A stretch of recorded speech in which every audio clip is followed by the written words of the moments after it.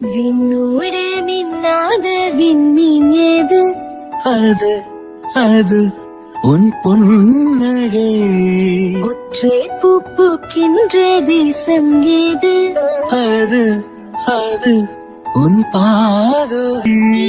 கீரத்தீது அது உந்தன் தீண்டலே.